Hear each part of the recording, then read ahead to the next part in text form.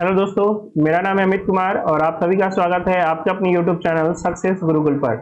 आज हम लोग 3 दिसंबर के शिफ्ट 1 के मैथ के क्वेश्चन को सॉल्व करेंगे। तो वीडियो पसंद आए तो वीडियो को लाइक जरूर करें, ज़्यादा से ज़्यादा स्टूडेंट्स के भी शेयर करें और चैनल पर नए हैं तो चैनल को सब्सक्राइब जरूर करें। एक बात उन दोस्तों के लिए भी है जो वीडियो देखकर स्किप कर देते हैं, पूरा वीडियो नहीं देखते हैं। ठीक है, तो अगर आप एसएससी की तैयारी कर रहे हो तो आपको क्वेश्चन सॉल्व करने के साथ साथ टाइम पे भी पकड़ होना चाहिए। लगभग सभी बच्चे क्वेश्चन सॉल्व कर लेते हैं। अगर आप 25 मिनट में कर रहे हो तो किसी को 30 मिनट दिया जाए तो वो भी कर लेगा। लेकिन सवाल यहाँ है कि इस 25 क्वेश्चन को कितना कम समय में किया जाए, क्योंकि आपको पता है सबसे ज्यादा टाइम टेकिंग जो सब्जेक्ट है वो मैथमेटिक्स ही है, सबसे ज्यादा समय लेता है। तो मैं ये भी सिखा रहा हूँ कि आपको कम समय में क्वेश्चन को कैसे सॉल्व करना है, कैसे थोड़े कैलकुलेटिव सवाल को अप्रोक्सीमेशन जहां पे लग सकता है वहां पे लगा के समय बचा सकते हैं। ठीक है, तो वीडियो को पूरा देखा कीजिए। चलते हैं आज के पहले क्वेश्चन की ओर। एक व्यापारी के पास एक वजन तराजू है जो 1 केजी के लिए 1300 ग्राम दिखाता है। वह आगे अपने क्रय मूल्य में 15% की वृद्धि करता है, तो शुद्ध लाभ प्रतिशत ज्ञात कीजिए। तो एक दुकानदार है जिसके पास ऐसा एक तराजू है जो 1 केजी के बदले 1300 ग्राम दिखाता है। इसका मतलब क्या कि ग्राहक के लिए 1000 ग्राम है, तो सॉरी दुकानदार के लिए 1000 ग्राम है तो ग्राहक के लिए कितना है 1300 ग्राम। और उसके बाद 15% की वृद्धि भी करता है अपने वस्तुओं पर। तो 15% मतलब 3/20 यानी 20 दुकानदार को पड़ता है, तो ग्राहक के लिए कितना पड़ता है 23। तो हम दोनों का दुकानदार को कितना पड़ा और ग्राहक को कितना पड़ा इसका रेशियो निकालेंगे। तो 2 जीरो से 2 जीरो ये कैंसिल कर सकते हैं। इधर हो गया 200 और 13 39, 13×2 = 26 और 3 29। यानी जो दुकानदार को 200 रुपए का पड़ रहा था वो ग्राहक को 299 का पड़ रहा है। तो फायदा कितना का हो गया 99 का। टोटल कितना में 200 में, और परसेंटेज बदलने के लिए 100%। तो 100 से ये कट गया 2 बार में, 99/2 यानी 49.5%। Option number 2।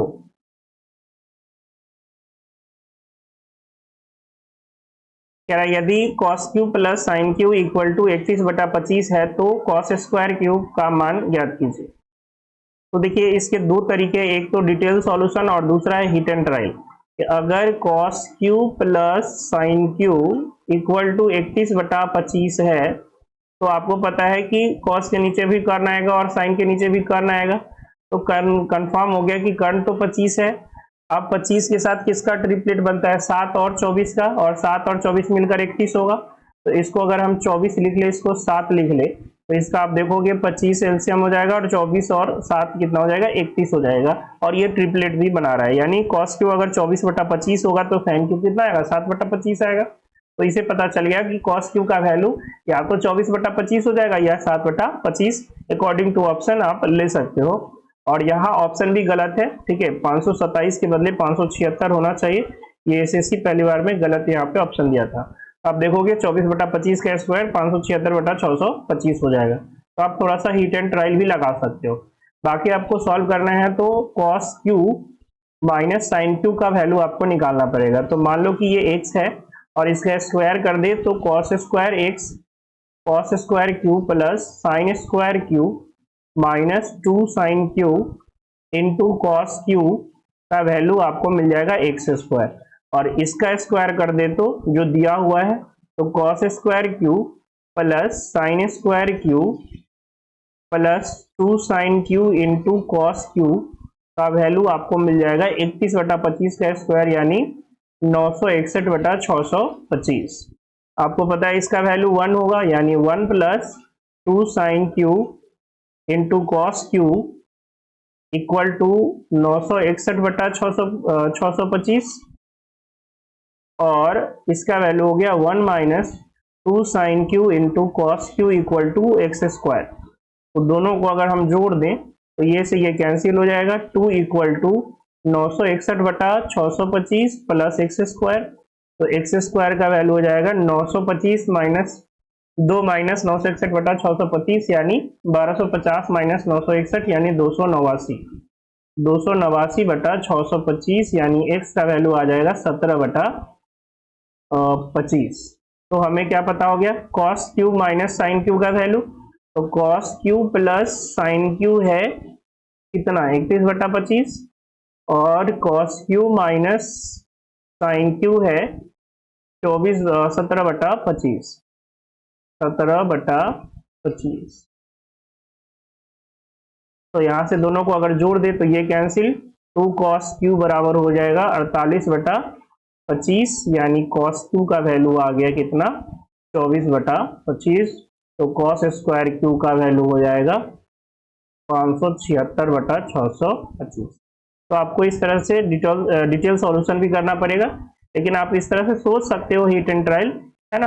तो बेस्ट तरीका यही है, और सोचना चाहिए कि 25 के साथ और किसका ट्रिपलेट बनता है, तो 24 और 7 का, और 24 7 मिलकर कितना होता है, 31 होता है। कह रहा है वृत्त के एक त्रिज्यखंड का क्षेत्रफल दिया हुआ है 66 सेंटीमीटर स्क्वायर, तो उस त्रिज्यखंड के कोण का माप 60 डिग्री है, उस वृत्त की त्रिज्या ज्ञात कीजिए। तो त्रिज्यखंड का क्षेत्रफल होता है पाई आर स्क्वायर थीटा बटा 360 डिग्री, जो कि दे रखा है कितना, 66। तो 22/7 इंटू आर स्क्वायर पता नहीं है, थीटा हो गया 60 डिग्री बटा 360 डिग्री और इक्वल टू 66। तो 60 से ये कट जाएगा 6 बार में, और 22 TI ये हो गया 66, यानी आर स्क्वायर का वैल्यू हो गया 3 गुना 6 गुना 7। तो आर स्क्वायर इक्वल टू 3 गुना 2 गुना 7। तो आर इक्वल टू 3 का तो 3 फ्री हो जाएगा, और ये हो जाएगा √14। आपसे त्रिज्या ही पूछा था, 3√14 सेंटीमीटर, ऑप्शन नंबर 3।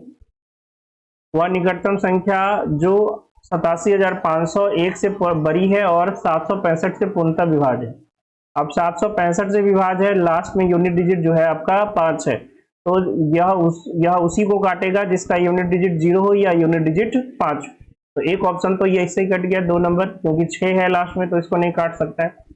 अब देखिए 765 और किससे कटेगा, तो 7 6 13 और 5 18, इसका डिजिट सम 18 है, मतलब 9 से कटेगा ये। अगर ये 9 से कट रहा है तो ये जिसको काटेगा वो भी 9 से कटेगा। तो आप देखोगे ऑप्शन में ये 9 से 9 कैंसिल, 8 7 15 और 7 22 और 5 27, यानी ये 9 से कट रहा है। हो सकता है आंसर 8 8 16 और 9 25 और 7 32 और 5 37 नहीं कटेगा। 7 21 और 8 29 और 5 34 ये भी नहीं कटेगा। तो ऑप्शन नंबर कौन हो गया, 1 हो गया। cos a बटा 1 plus tan a minus sine A बटा 1 प्लस कॉट ए।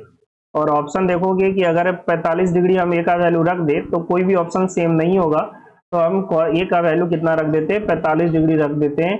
तो cos 45 1/√2 बटा 1 प्लस tan 45 1 हो जाएगा, माइनस साइन 45 1/√2 बटा 1 प्लस 1 हो जाएगा, क्योंकि cot 45 का वैल्यू भी 1 होता है। दोनों सेम सेम है तो घट के 0 हो जाएगा। तो हमें देखना है कि किस ऑप्शन पर जो है, किस ऑप्शन में 45 डिग्री पर 0 हो रहा है। तो cos 45 प्लस साइन 45 0 नहीं होगा, tan 45 1 होता है, cos 45 माइनस साइन 45 यानी 1/√2 माइनस 1/√2 0 हो जाएगा, ये भी 0 नहीं होगा। तो ऑप्शन नंबर 3 हो गया। अब इसको आप सॉल्व भी कर सकते हो, sign A by cos A और कॉस ए बाई साइन ए लिखकर आप इसको सॉल्व भी कर सकते हो। कह रहे रुचि, खुशी और तेजू एक कार्य को क्रमशः 30 40 और 60 दिन में पूरा कर सकते हैं। यदि खुशी और तेजू दोनों हर तीसरे दिन रुचि की सहायता करते हैं तो रुचि कितने दिन में कार्य को पूरा कर सकती है। रुचि है, खुशी है और तेजू है। रुचि करती है 30 दिन में, खुशी करती है 40 दिन में और तेजू करता है 60 दिन में। टोटल वर्क मान लेते हैं कितना, 120। तो रुचि करेगी एक दिन में 4 काम, खुशी करेगी एक दिन में 3 काम और तेजू करेगा एक दिन में 2 काम। 3 दिन काम करती है रुचि, और हर एक तीसरा दिन जो है ये खुशी और तेजू आता है। तो 3 दिन में ये करा कौन, रुचि, और ये हो गया 3 और 2, यानी हर एक तीसरा दिन ये दोनों आ गया। तो टोटल 3 दिन का काम हो गया, 12 5 17, 17 काम 3 दिन में होता है। 120 काम कराना है तो 7 से गुना कर देते हैं, 119 काम हो जाएगा 21 दिन में। ठीक है, एक काम और बचा है, एक काम कौन करेगा, अब रुचि करेगी। क्यों, क्योंकि हर एक तीसरा दिन के बाद चौथा दिन कौन काम करने आती है, रुचि काम करने आती है। रुचि एक दिन में 4 काम करती है, तो एक काम करने में कितना समय लगेगा, 1/4 दिन। तो 21 प्लस 1/4 यानी 85/4 दिन का समय लग जाएगा टोटल काम करने में। Option number 2। एक गोले का व्यास दिया हुआ है 3.5 सेंटीमीटर, तो आपसे क्या पूछ रहा है, गोले का आयतन बताइए, गोले का कुल पृष्ठीय क्षेत्रफल बताइए। तो r हो जाएगा इतना का आधा, यानी 7/2 है तो 7/4 हो जाएगा। गोले का पृष्ठफल 4 पाई r स्क्वायर यानी 4 गुना 22/7 गुना 7/4 गुना 7/4। 7 से 7 खत्म, 4 से 4 खत्म, 2 से ये कट जाएगा 11 बार में, 77/2 यानी 38 गुना 76.5। Option number 2। कह रहा है ए अनुपात बी बराबर सी अनुपात डी हो तो निम्नलिखित में कौन सा अनुपात ए अनुपात सी के बराबर है। ए बटा बी बराबर है सी बटा डी। आपसे ए बाई सी का पूछ रहा है तो ए बाई सी बराबर हो जाएगा बी बाई डी के। तो बी अनुपात डी कोई ऑप्शन नहीं है। आपको पता है दो रेशियो बराबर हो तो उनके अंश और हर को भी आपस में जोड़ दे तो भी उन्हीं के बराबर होता है। यानी ए बाई सी बराबर होगा बी बाई डी बराबर होगा A plus B by C plus D, यानी ए प्लस बी अनुपात C plus D. C plus D option number 3। Ram के पास जितना धन था उसका 12.5% खो गया और शेष धन का 75% खर्च करने के बाद उससे के पास 6,630 रुपए शेष बचते हैं। राम के पास शुरू में कितने थे? तो राम के पास शुरू में x थे, 12.5% का मतलब होता है 1/8 खर्च हो गया तो 7/8 बचा। अब इतना में से 75% खर्च कर दिया तो 25% बचा और यही बचा हुआ राशि कितना है 630। 25 चौका 100, 7 से कट जाएगा 90 बार में, यानी x इक्वल टू 8 चौक 32 गुना 90, यानी 0 का 0, 9 दूना 18, 9 तिया 27, 1 28, 2880 ऑप्शन नंबर 4। 5000 को दो भागों में इस प्रकार विभाजित किया जाता है कि यदि एक भाग को 4% की दर से और दूसरे भाग को 5% की दर से निवेश किया जाता है तो दोनों राशियों से प्राप्त कुल वार्षिक ब्याज 223 रुपए है। 4% पर कितना निवेश किया गया? तो हम मान लेते हैं सबको 5% पर निवेश किया गया, ठीक है। तो अगर 5000 को 5% पर निवेश करते तो टोटल ब्याज हमें कितना मिलना चाहिए था? तो टोटल ब्याज हमें 250 मिलना चाहिए था, बट मिल कितना रहा है 223। कितना कम मिल रहा है? 27। ये 27 कम क्यों मिल रहा है? क्योंकि हम टोटल को 5% पर लगा दिए हैं, जबकि इसमें एक भाग 4% पर लगा है। तो ये 27 का कमी इसलिए आ रहा है क्योंकि पहली भाग पर 1% का क्या है? कमी है। यानी पहली राशि का जो 1% होगा वही क्या होगा? वही आपका 27 होगा। तो 100% क्या हो जाएगा? 2700। यानी जो 4% पर राशि लगाई गई थी वो कितनी लगाई थी? 2700 रुपये लगाई गई थी। नीचे दी गई तालिका में विभिन्न राज्यों के लोगों को दर्शाता है। राज्य सी में लोगों की संख्या राज्य ई में लोगों की संख्या से अनुपात। राज्य सी में 144 और राज्य ई में 280। 8 से कट जाएगा, 8 कम 8, 8 2 64, 8 3 24 और 8 5 40, 18:35 ऑप्शन नंबर 3।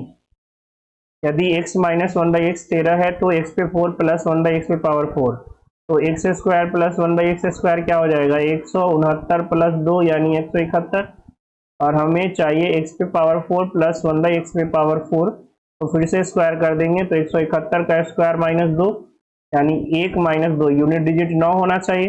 1 में से 2 गया तो 1 मतलब क्या? 11 में से 2 गया तो 9।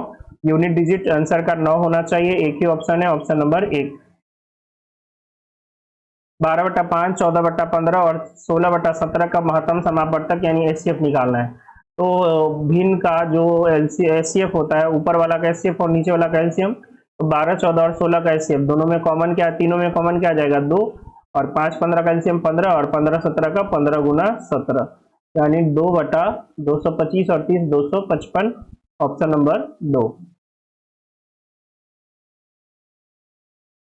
एक स्कूल के कक्षा 9th में 4 सेक्शन है ABCD विज्ञान और गणित परीक्षाओं में परिणाम निम्नलिखित तालिका में दर्शाए गए हैं। दोनों में अनुत्तीर्ण जो है उनकी संख्या दी हुई है हर एक सेक्शन में। विज्ञान में अनुत्तीर्ण लेकिन गणित में उत्तीर्ण का दिया हुआ है, विज्ञान में उत्तीर्ण लेकिन गणित में अनुत्तीर्ण का दिया हुआ है, और दोनों में उत्तीर्ण का दिया हुआ है। आपसे पूछ रहा है सी सेक्शन के कितने प्रतिशत छात्र विज्ञान में उत्तीर्ण हुए लेकिन गणित में अनुत्तीर्ण। विज्ञान में उत्तीर्ण और गणित में अनुत्तीर्ण सी सेक्शन में 8 बच्चे हैं। टोटल कितने में? 56, 8, 64, 10, 74, 74, 8, 92 में, और 100% बदलने के लिए 100%। तो ये 4 से कट गया 2 बार में, ये 23 चौक 92 यानी 200/23। 23 नमा 207 होता है तो 9 से थोड़ा सा कम होना चाहिए। एक ही ऑप्शन है, ऑप्शन नंबर 2। अब कह रहा है x पे power 4 plus x square plus 25 का गुणनखंड इनमें से कौन है? तो चेक करने के लिए सबसे पहले हमें क्या देखना है कि कौन गुना करके प्लस 25 दे रहा है। तो अचर पद हमें सिर्फ देखना है। तो प्लस है, प्लस 25 देगा, प्लस प्लस 25 देगा, प्लस प्लस 25, माइनस प्लस ये माइनस दे देगा, तो ये नहीं होगा। दूसरा में ये देखना है कि एक्स स्क्वायर और एक्स में गुना होगा तो एक्स क्यू का टर्म बनेगा, 3x³ का टर्म बनेगा। तो हमारे जो क्वेश्चन है उसमें x³ नहीं है। इसका मतलब क्या कि यहाँ अगर 3x³ का टर्म बन रहा है तो एक माइनस 3x³ का भी टर्म बनेगा ताकि ये कैंसिल हो। कहने का मतलब x का टर्म जो है एक प्लस में होना चाहिए और एक माइनस में होना चाहिए, तभी तो ये कैंसिल होगा। अब देखो पहला ऑप्शन में है, दूसरा में नहीं है, माइनस माइनस है, तीसरा में प्लस प्लस है, तीसरा में भी नहीं है, चौथा ऐसे खत्म। तो बच गया ऑप्शन नंबर 1। एक निश्चित बिल पर 25% की छूट और 15% और 10% की दो क्रमिक छूटों के बीच का अंतर 25 रुपए है, तो बिल की राशि। एक टोटल है 25% का और एक है 15 और 10 का। तो 15 और 10 का इक्विवेलेंट 15 प्लस 10 माइनस 15 गुना 10 बटा 100। तो ये हो जाएगा 25 माइनस 1 0 से 1 0 खत्म, 15 बटा 10 यानी 1.5। तो 25 और इतना का डिफरेंस कितना हो जाएगा 1.5। 1.5% का वैल्यू 25 रुपया दे रखा है, तो 15% का वैल्यू 250 हो जाएगा और 5% का वैल्यू 250 बटा 3 हो जाएगा। 20 से गुना कर दे तो 100% का वैल्यू 25 गुना 50 यानी 5000 बटा 3 यानी 16 × 48 होता है। तो 16 एक ही ऑप्शन है, ऑप्शन नंबर 1। यदि एक गोले का आयतन 24,416.64 सेंटीमीटर क्यूब है तो इसका पृष्ठ क्षेत्रफल ज्ञात कीजिए जो दशमलव के 2 स्थान तक सही हो। तो ये थोड़ा सा कैलकुलेटिव क्वेश्चन है। हमें गोले का आयतन दे रखा है 4/3, पाई का value 3.14 into RQ equal to 24,416.64। ये दशमलव से दशमलव कैंसिल, 4 से ये कट जाएगा, 6 चक 24, 4 एकम 4 नहीं लगा 0, 4 चक 16, 4 एकम 4, 6 चक 24 यानी RQ का वैल्यू आ जाएगा 61,0416 गुना 3 बटा 314। 314 2 से कट जाएगा, 157 बार में 2 से ये कट गया, 305,208। तो इसमें आपको जो है भाग देना ही पड़ेगा। 35,0208 में भाग देना है 157 से। तो एक बार में 157 इधर हो गया 3 और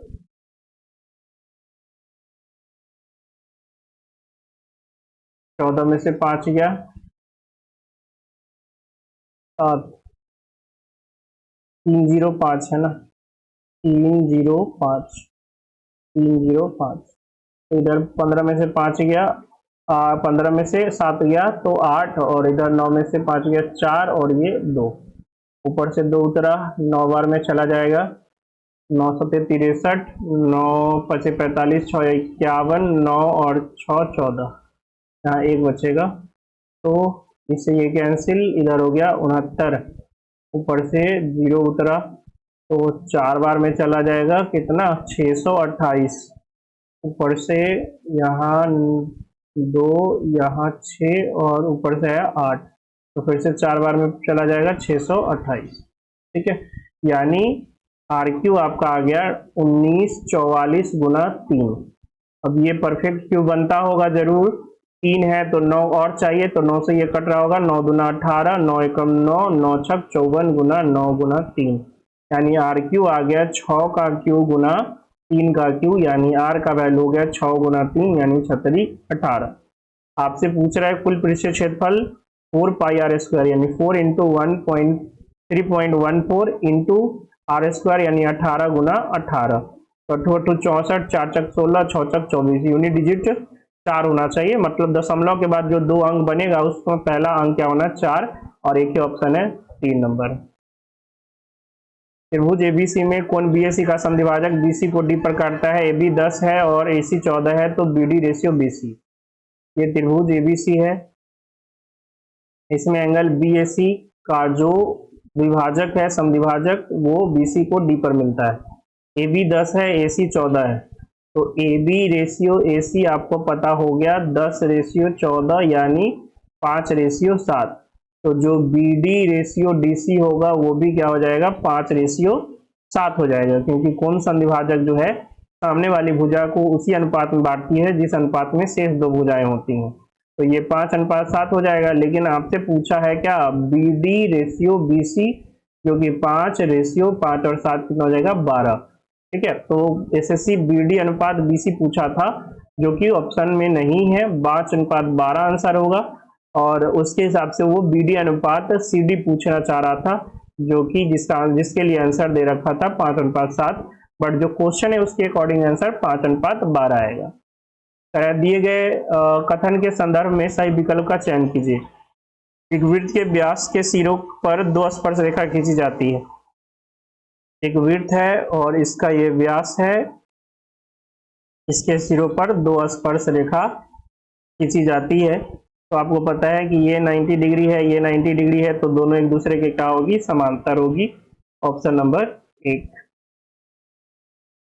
4a + 5/a + 5 = 14, तो 4a + 5/a बराबर 9 हो जाएगा। 4a + 5/a बराबर 9 हो जाएगा। तो यहाँ से स्क्वायर कर दे तो 16a² + 25/a² बराबर 81 - 2 × 4 × 5, तो 81 - 5 का 20 × 40 यानी 41। Option number 1। एक कार बिंदु A से बिंदु B की ओर 20 किलोमीटर प्रति घंटा की चाल से चलना शुरू करती है। 1.1/2 घंटे के बाद दूसरी कार बिंदु A से शुरू होती है और 30 किलोमीटर प्रति घंटा की चाल से चलते हुए पहली कार से 2.1/2 घंटे पहले पहुंच जाती है। A और B के बीच की दूरी ज्ञात कीजिए। देखिए, ये है A और B। यहाँ से एक कार चलती है इधर 20 किलोमीटर प्रति घंटा की रफ्तार से, और 1.5 घंटे के बाद दूसरी कार चलती है। तो 1.5 घंटे में यह कितनी दूरी तय कर लेगी, तो 20 किलोमीटर प्रति घंटा से चल रहा है, तो 20 × 1.5 घंटा मतलब 3/2 घंटा, यानी कितना हो जाएगा, 30 किलोमीटर चल चुका है। अब पीछे से दूसरा गाड़ी चल आ रहा है 30 किलोमीटर प्रति घंटा से, तो पहली गाड़ी की अपेक्षा इसकी चाल कितनी हो जाएगी, 10, क्योंकि पहला 20 से ऐसे जा रहा है, ये 20 से ऐसे जा रहा है, ठीक है, और पीछे से 30 से आ रहा है, तो इस गाड़ी की अपेक्षा इसकी चाल 10 हो जाएगी।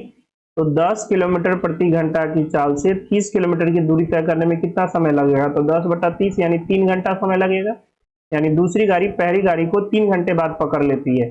तो 30 किलोमीटर प्रति घंटा से 3 घंटा में कितना दूरी तय करेगा, 90 किलोमीटर। यानी A से 90 किलोमीटर के बाद दोनों गाड़ी एक साथ हो जाती है। अब यहाँ के बाद दोनों को समान दूरी तय करनी है। दूरी समान हो तो जो समय का रेशियो होगा वो स्पीड के रेशियो का उल्टा हो जाएगा। तो स्पीड का रेशियो क्या है, 20:30 यानी 2:3। तो टाइम का रेशियो क्या हो जाएगा, टाइम का रेशियो हो गया 3:2। 3:2। तो आप देखोगे ये इसे कितना ज्यादा समय ले रहा है पहुंचने में, 1 यूनिट। ठीक है, 1 यूनिट पहले पहुंच रहा है, यानी ये 2 है तो ये 1 यूनिट है, मतलब ये 3 है तो ये 2 यूनिट है, मतलब 1 यूनिट पहले पहुंच रहा है। और दे रखा है प्रश्न में कि 2.5 घंटा पहले पहुंच रहा है, यानी 1 यूनिट का वैल्यू ही 5/2 घंटा है, तो 2 यूनिट का वैल्यू 5 घंटा है। ठीक है, 5 आवर, यानी यहाँ के बाद ये 5 घंटे में पहुंच जाता है। अब देखोगे 5 घंटे में 30 की स्पीड से कितना दूरी तय कवर करेगा, तो 3 × 5, 30 × 5 यानी 150 किलोमीटर, और पहले कितना कवर कर चुका है, 90 किलोमीटर। तो टोटल हो गए 240 किलोमीटर। ठीक है, करेक्ट। 6 कंपनी दी गई द्वारा बेची गई ट्रकों की संख्या दर्शा रहा है। JKL MNO 6 कंपनियां और उनके द्वारा बेचे गए ट्रक। L द्वारा बेचे गए ट्रक की संख्या J द्वारा बेचे गए ट्रक की संख्या का कितना प्रतिशत है, L J का कितना प्रतिशत है, L है 80 और J है 40, और परसेंट में बदलने के लिए 100%, तो कितना हो जाएगा, 40 × 80 200%। Option number 1। एक कक्षा में 60 छात्रों के औसत अंक 62 है, उस विषय में लड़के और लड़कियों के औसत अंक 60 और 65 है। लड़का है, लड़की है, लड़के के औसत अंक 60 है, लड़की का 65 है, और दोनों को मिला के 62 है। तो यहाँ पे हम लोग क्या करेंगे, एलिगेशन लगा देंगे, तो 3:2 आ जाएगा। ठीक है, यानी छात्र की संख्या 3 यूनिट, लड़कों की संख्या 3 यूनिट है, तो लड़कियों की 2 यूनिट, यानी टोटल 5 यूनिट, और दे रखा है टोटल 60 स्टूडेंट है। तो 1 यूनिट का वैल्यू हो जाएगा 12। आपसे पूछ रहा है लड़कों की संख्या, यानी 3 यूनिट का हो जाएगा 12 तिहाई 36। दिए गए चार्ट का अध्ययन कीजिए और नीचे दिए गए प्रश्न का उत्तर दीजिए। कह रहा है चार्ट में विभिन्न स्टोर S1, S2, S3 और S4 में उपलब्ध मशीनों की संख्या मात्रा को दर्शा रहा है। Machine M1, M2, M3। कह रहा है किस स्टोर में प्रति स्टोर M2 मशीनों की औसत संख्या से अधिक M2 की मशीन है। M2 है पीला वाला, 12, 8, 20 और 8, 28 और 14, 42। टोटल 4 की बात हो रही है तो 4 से भाग करेंगे तो औसत निकल जाएगा 21/2 यानी 10.5। तो M2 मशीन की जो औसत दिया हुआ है बिक्री वो 10.5 है। अब इससे ज्यादा कौन कौन में आ रहा है, S4 में आ रहा है, S3 में नहीं आ रहा है, S2 में नहीं आ रहा है, S1 में आ रहा है। तो S1 और S4 हो जाएगा, S1 और S4 ऑप्शन नंबर 3। कह रहा है 1 plus cos 90 minus theta plus 1/1 minus cos 90 minus theta. और cos 90 माइनस थीटा क्या होता है, साइन थीटा। तो 1/1 plus sine theta plus 1/1 minus sine theta. तो यहाँ पे क्या करते हैं, theta equal to 0 degree put कर लेते हैं। थीटा 0 पुट करेंगे तो 1/1 क्योंकि साइन 0 0 होता है और 1/1 यानी 2। 0 डिग्री पे 2 आना चाहिए, तो ये तो नहीं है, ये नहीं है। tan 0 0 हो जाएगा और sec 0 1 होता है, तो 1 पे ये 0 पे कितना हो जाएगा, 2 हो जाएगा। ठीक है, तो ऑप्शन नंबर 2। बाकी आप इसको सॉल्व भी कर सकते हो, इसको जो है आप सॉल्व भी कर सकते हो। 1 minus sine theta plus 1 plus sine theta बटा में a plus b into a minus b 1 minus sine square theta. तो ये से ये कैंसिल, 2 बटा ये कॉस स्क्वायर थीटा और कॉस का उल्टा क्या होता है, सेक होता है, तो 2 सेक स्क्वायर थीटा। तो आशा करते हैं ये वीडियो आपको पसंद आया होगा। वीडियो पसंद आया तो वीडियो को लाइक जरूर करें, ज्यादा से ज्यादा स्टूडेंट्स के भी शेयर करें और चैनल पर नए हैं तो चैनल को सब्सक्राइब जरूर करें। मिलते हैं नेक्स्ट वीडियो में, तब तक के लिए जय हिंद, जय भारत।